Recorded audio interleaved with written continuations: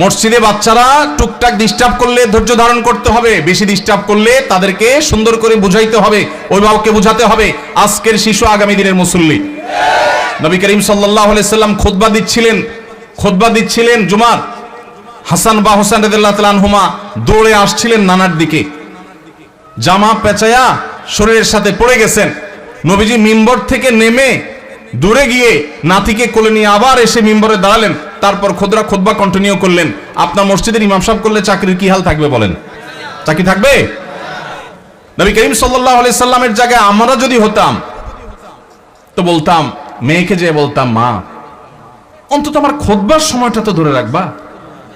বলতাম কি বলতাম না? আমার নবী করিম সাল্লাল্লাহু আলাইহি সাল্লাম সেরকম কথা বলেছেন বলে জানা যায় না। তিনি সিজদায় গেছেন জামাতে নামাজে, ভাই একাকী না, মসজিদে তিনি ইমামতি করছেন। তার পিঠের উপরে হাসান হোসেন যখন উঠে বসছেন, নবী সাল্লাল্লাহু আলাইহি ওয়াসাল্লাম আর তাদেরকে নামানোর জন্য কোনো কসরত করেন নাই। ওই অবস্থায় তিনি অপেক্ষা করছেন, সিজদায় তাসবিহ বাড়াচ্ছেন। সময় যাচ্ছে, নাতির ঘোড়ায় চড়ার শখ পূরণ হওয়ার পর যখন পিঠ থেকে নামছে, তখন নবী সাল্লাল্লাহু আলাইহি ওয়াসাল্লাম মাথা উঁচু করছেন। এরপরে নামাজ শেষে সাহাবীরা জিজ্ঞেস করছে, হে আল্লাহর রাসূল, আজকে সিজদা একটু লম্বা হয়েছে, ব্যাপার কি? কি কোনো ওহী আসলো নাকি বিশেষ কোনো নির্দেশ কি?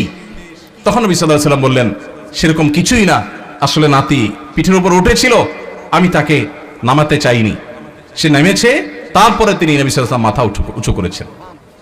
আমাদের ইমাম সাহেবদের যদি নাতি তো দূরের কথা, নাতিরে তো মানুষ একটা এক্সট্রা আদর করে, ছেলেও যদি আসতো বা নাতির জায়গায় আরো কিছু যদি আসে, পিঠের উপরে তার পরিবারে কোনো বাচ্চা আসতো, ইমাম সাহেবের চাকরি চলে যেত।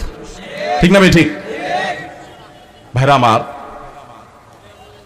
যদি নবী সাল্লাল্লাহু আলাইহি ওয়াসাল্লামের পিঠে নাতি উঠার পরও নবী সাল্লাল্লাহু আলাইহি ওয়াসাল্লাম ফাতিমা রাদিয়াল্লাহু তাআলা আনহাকে এই কথা বলার কথা হাদিসে পাওয়া যায় না যে নামাজের পর নবী সাল্লাল্লাহু আলাইহি ওয়াসাল্লাম ফাতিমা রাদিয়াল্লাহু বসে বলেছেন, বললে সেটা অবশ্যই হাদিসে আসতো। নবী সাল্লাল্লাহু আলাইহি ওয়াসাল্লামের ব্যক্তিগত জীবনের যে সমস্ত বিষয় থেকে উম্মতের শিক্ষা আছে তার সবগুলো হাদিসে আসে। এরকম কোন হাদিস পাওয়া যায় না যে তিনি ফাতিমা রাদিয়াল্লাহু তাআলার কাছে যে বলেছেন, মা আমি মসজিদে ইমামতির দায়িত্ব পালন করছি, এই টাইমে তুমি নাতিকে ছেড়ে দিলা, তাকে এই টাইমটা ধরে রাখতে পারতা। এরকম বলেছেন বলে কোনো প্রমাণ পাওয়া যায় না। এই জন্য বাচ্চাদের টুকটাক মসজিদে আসা, তাদের ডিস্টার্ব করা, এটাকে মুরব্বীরা, চাচাজিরা, বাবাজিরা আল্লাহর ওয়াস্তে হজম করে নেবেন।